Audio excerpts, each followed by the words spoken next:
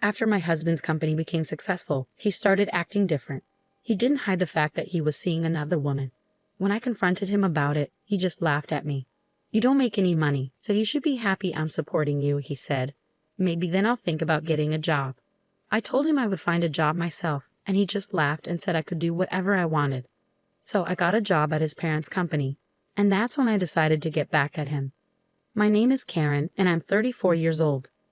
My husband Michael is 36 and runs a printing company. We used to work at the same place. I did illustrations and he worked in sales. We fell in love and got married when I was 26. Later, he left his job and we talked about starting our own company together. I wasn't sure what to do, so I talked to our business partner, Bob. We'd worked with Bob before, back at our old job. He was the CEO there and had his hands in lots of different businesses, especially dealing with advertising. Bob liked my illustrations and was keen to support us. He even put some money into our new venture. "I really like Karen's drawings," he said. "I'm grateful for her talent. Together, we'll make this company a success." I told Bob that I was on board, and we started running the company together. At first, things were tough.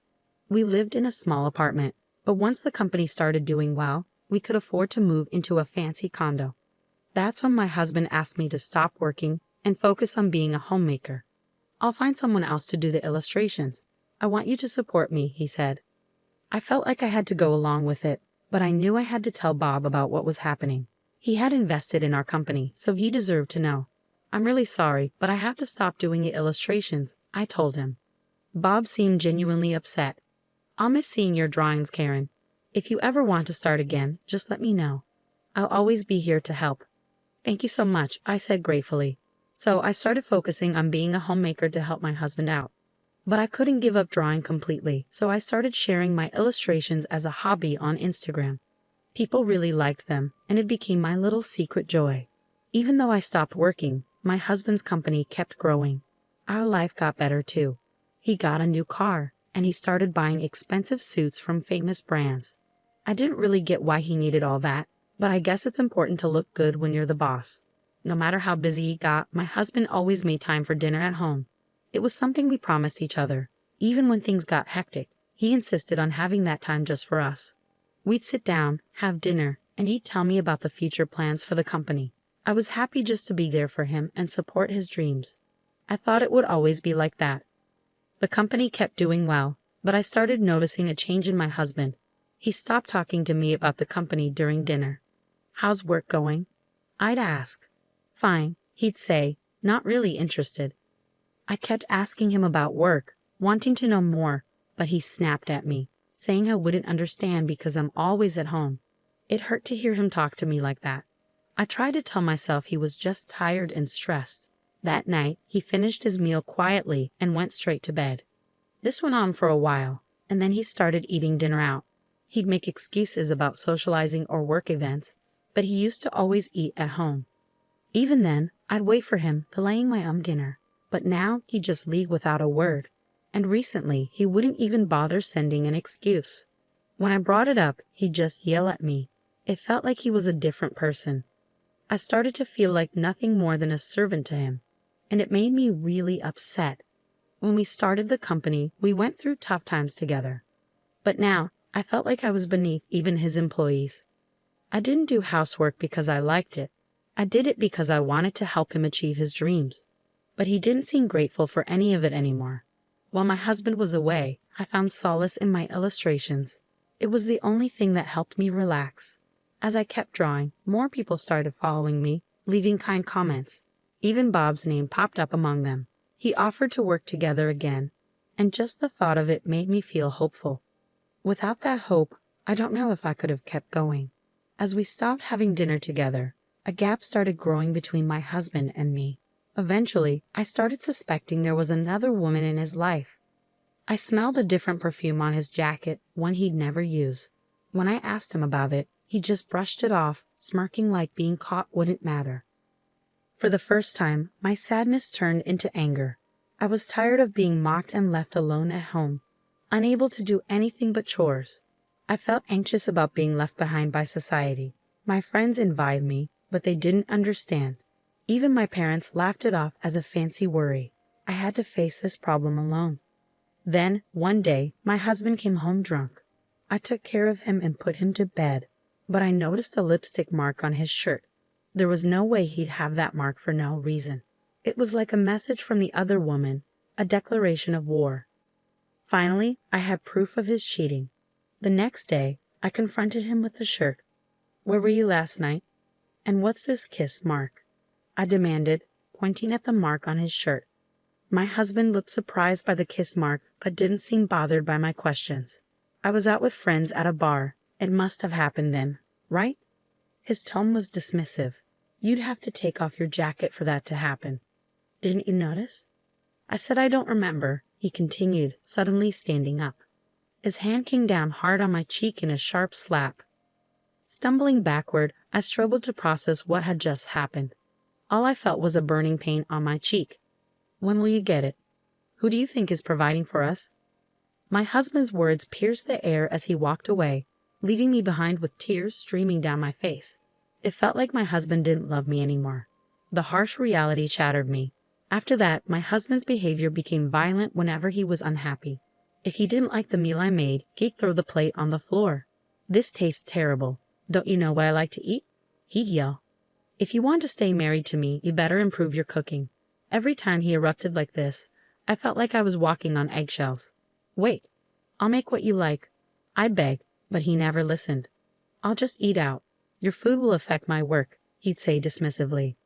I'd chase after him, desperate to fix things. "But you're never home or talk to me. How can I make something you like?" I'd asked, tears filling my eyes. Clearly irritated by my desperation, my husband clicked his tongue. "So do you want a divorce? I'm fine with it. I can manage without you, but you can't manage without me, can you?" he sneered. "You're worthless, not making any money. You're just living off me like a parasite," he spat out, his words cutting deep into my heart. That was the moment something inside me broke. The loving and caring husband I once knew seemed gone. "I'll find a job," I declared, my voice shaking with determination. "What? What are you talking about?" My husband laughed, his tone dripping with scorn. "Who would hire someone as useless as you?" I gritted my teeth, trying to contain my anger. I couldn't let myself lose control and end up facing more abuse. Since I couldn't fight back physically, I had to find another way to stand up for myself. "Fine, do whatever you want," my husband sneered. "But don't forget about your house chores with your measly income. I won't tolerate neglect." As soon as he left, I sprang into action. I hired a detective to gather evidence of my husband's affair. It didn't take long before I had plenty of photos showing him with other women, drinking, and going into hotels together. 1 week after gathering the evidence, I went to a fancy restaurant on the top floor of a hotel. I wore my best clothes, but I couldn't shake the feeling of being out of place among the wealthy clientele. Bob was already at the table when I arrived. "I'm sorry for being late," I said nervously. "Don't worry at all, Karen. I've been looking forward to our meeting," Bob said warmly, motioning for me to sit. "Waiting for you was no trouble at all." Bob had been a big help when my husband and I started our own business. Now, he was the president of my husband's parent company. "Thank you for supporting us when we went independent," I said gratefully. "I was surprised when you and your husband decided to go independent, but since we've worked together for so long, supporting you financially was a no-brainer," Bob replied. "It seems like your company is thriving, thanks to your efforts." Bob's expression turned serious as he spoke. "But today, let's focus on you accepting my invitation, all right?" he said, offering a reassuring smile. "Yes, of course," I said, sitting up straight and returning his greeting. Bob had always been a big fan of my illustrations. He backed us financially when we decided to go independent because he believed in what I could do. He was also the one person who encouraged me not to give up my career to become a homemaker. We lost touch for a while, but he found me on social media and reached out, I explained. We started talking again through email and text messages. "But you always understood my illustrations so well, didn't you?" I asked, hoping to confirm our shared understanding. "I've always been a fan of your work, and I'm really happy you didn't give up on illustrating," Bob replied warmly. "But I never expected you to accept my offer to join my team." Bob had offered me a job as an illustrator before, but I turned him down because of my household responsibilities. Still, he kept reaching out to me, and it was only a week ago that I finally agreed to join him. In a conversation with my husband, Bob seemed hesitant at first, but then he looked me straight in the eyes. I hate to say this, but Michael's company has a pretty bad reputation. What? Really? I was shocked. Everything my husband told me about his job seemed positive, so this news from Bob caught me off guard. I've been working with him for a long time, but ever since the business started growing, the quality of work has gone down. Bob explained. Deadlines are missed, mistakes happen, and he doesn't seem to take responsibility for it. Is this reputation widely known?